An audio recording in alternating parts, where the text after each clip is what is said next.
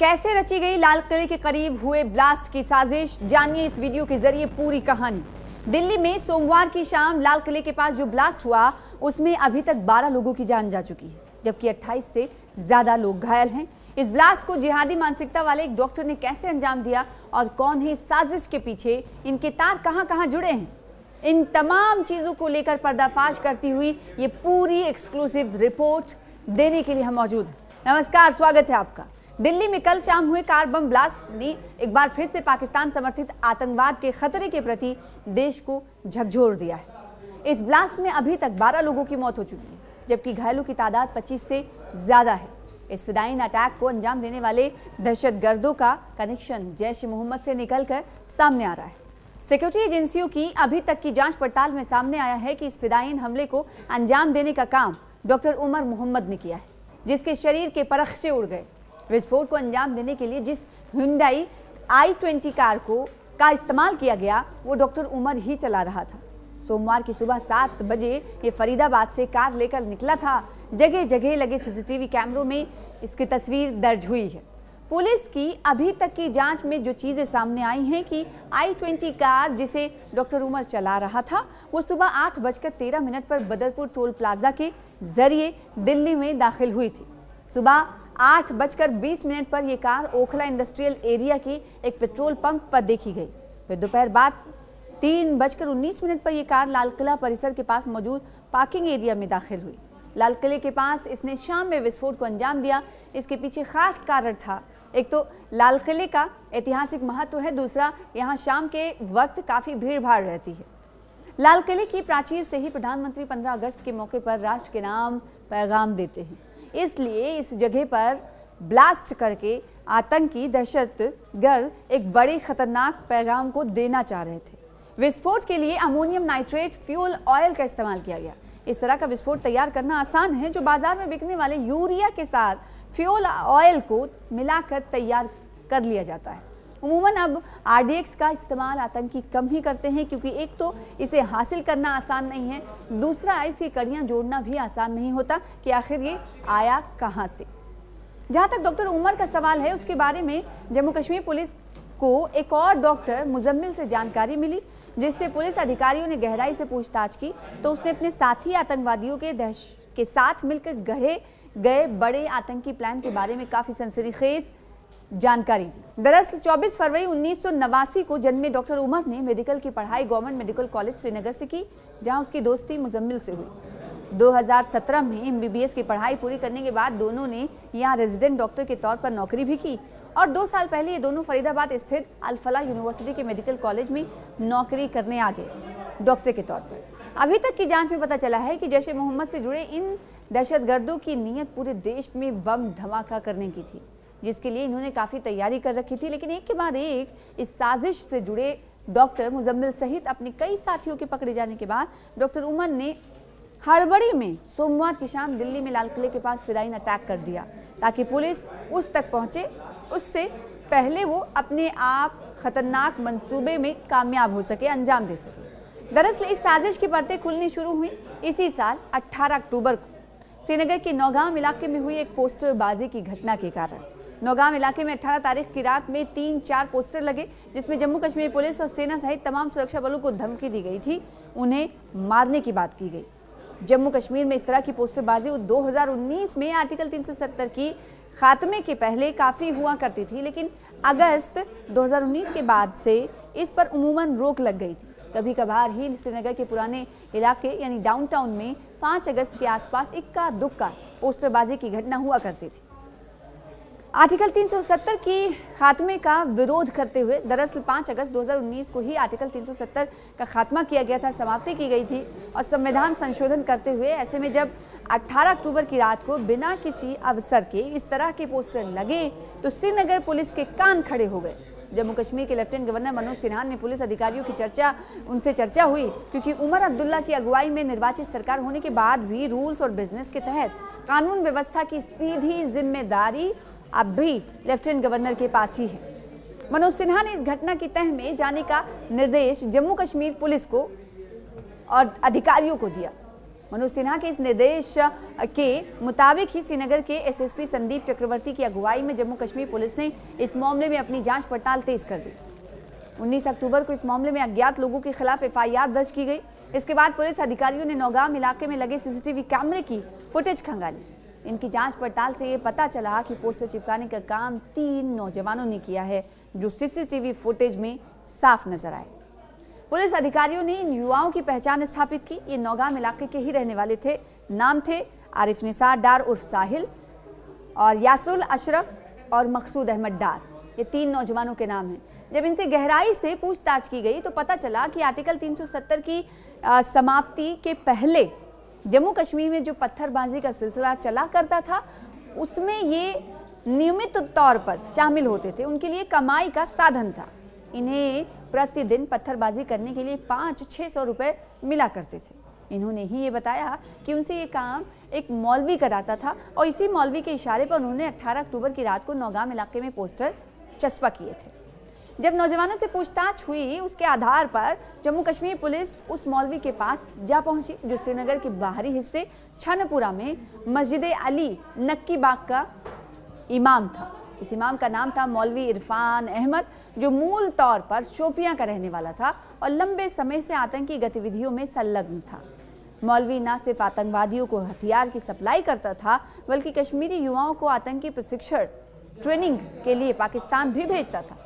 इसके अलावा वो पत्थरबाजी भी 2019 से पहले नियमित तौर पर कराता रहता था, सुरक्षा बलों की गाड़ियों के ऊपर। इसी मौलवी ने पोस्टर लगवाए थे अपने पाकिस्तानी हैंडलर्स के इशारे पर। नौगाम के इलाके में स्थानीय युवकों के सहारे मौलवी इरफान अहमद से जब जम्मू कश्मीर पुलिस ने गहराई से पूछताछ की तो इसने डॉक्टर आदिल के बारे में जानकारी दी। डॉक्टर आदिल से मौलवी अनंतनाग में मिला था, जहां के मेडिकल कॉलेज से पढ़ाई करने के बाद वहीं वो रेजिडेंट डॉक्टर के तौर पर नौकरी कर रहा था। मौलवी ने कबूला कि जिहादी मानसिकता वाले डॉक्टर आदिल के पास उसने पिस्तौल देखी थी। मौलवी ने जमीर नामक एक और जिहादी के बारे में सूचना दी, जो आतंकवादी गतिविधियों में लिप्त था। मौलवी से मिली इस जानकारी के आधार पर जम्मू कश्मीर पुलिस ने गांदरबल के रहने वाले जमीर अहमद आहंगर को गिरफ्तार किया और उसके बाद डॉक्टर आदिल को ढूंढने की कोशिशें शुरू की। तब पता चला कि मूल तौर पर कश्मीर के कुलगाम जिले के बनपुरा का रहने वाला डॉक्टर आदिल अनंतनाग छोड़ चुका है और ये सहारनपुर के एक अस्पताल में नौकरी कर रहा है। यहाँ पर यूपीएचएस की मदद से इन्होंने डॉक्टर आदिल को पकड़ा। आदिल ने सहारनपुर में विब्रोश अस्पताल में कुछ समय तक नौकरी की थी और गिरफ्तारी के पहले सहारनपुर के फेमस हॉस्पिटल को ज्वाइन कर लिया था। यही काम करते हुए आदिल की शादी भी हुई थी, जिस शादी में भाग लेने के लिए उसके कई मुस्लिम साथी कश्मीर भी गए थे। डॉक्टर आदिल से पूछताछ के दौरान जम्मू कश्मीर पुलिस को डॉक्टर मुजम्मिल अहमद गिनाई उर्फ मुसाइब के बारे में पता चला, जो आतंकी साजिश में उसके साथ शामिल था और श्रीनगर छोड़कर हरियाणा के फरीदाबाद में मौजूद अल-फलाह यूनिवर्सिटी के मेडिकल कॉलेज में डॉक्टर के तौर पर नौकरी कर रहा था। डॉक्टर आदिल ने पूछताछ के दौरान ये भी कबूल किया कि उसके पास AK-56 राइफल है, जो उसने अनंतनाग गवर्नमेंट मेडिकल कॉलेज के लॉकर में छुपा कर रखी हुई है। पुलिस ने जब छापा मारा तो लॉकर से वो राइफल बरामद कर ली। इसके बाद जम्मू कश्मीर पुलिस ने अपना ध्यान डॉक्टर मुजम्मिल पर लगाया। डॉक्टर मुजम्मिल की तलाश में वो फरीदाबाद के अल-फलाह यूनिवर्सिटी पहुंची। जब उसने डॉक्टर मुजम्मिल से कड़ाई से पूछताछ की तो उसने फरीदाबाद के एक ठिकाने के बारे में जानकारी दी, जहां वो बम विस्फोट कराने के लिए तैयार की जाने वाली IED से जुड़ी हुई सामग्री और उपकरण बड़े पैमाने पर रखे हुए थे। इस जानकारी के आधार पर पुलिस को उस ठिकाने से 358 किलोग्राम विस्फोटक सामग्री अमोनियम नाइट्रेट हासिल, साथ में डेटोनेटर वगैरह भी मिले। डॉक्टर मुजम्मिल ने पूछताछ के दौरान ही अपनी गर्लफ्रेंड डॉक्टर शमीमा शाहिद के बारे में बताया, जो मूल तौर पर लखनऊ की रहने वाली थी, जो उसी के साथ अल-फलाह यूनिवर्सिटी के मेडिकल कॉलेज में नौकरी कर रही थी असिस्टेंट प्रोफेसर के तौर पर। मुजम्मिल ने बताया कि उसने अपनी जैसे ही जिहादी मानसिकता वाली इस गर्लफ्रेंड के पास एक AK-47 राइफल छुपा कर रखी है। मुजम्मिल से मिली इस जानकारी के आधार पर जम्मू कश्मीर पुलिस ने हरियाणा पुलिस की मदद से डॉक्टर शाहिद सईद की खोज शुरू की। तब तक इस लेडी डॉक्टर को अपने बॉयफ्रेंड की गिरफ्तारी की खबर लग चुकी थी और ऐसे में हड़बड़ाहट में उसने अपनी कार में छुपा कर रखी गई AK-47 राइफल को अल-फलाह यूनिवर्सिटी के पीछे ही एक डंपिंग साइट पर फेंक दिया। डॉक्टर शाहिद को पकड़ने के बाद उसकी निशानदेही जम्मू कश्मीर पुलिस ने AK-47 राइफल डंपिंग साइट से बरामद कर ली।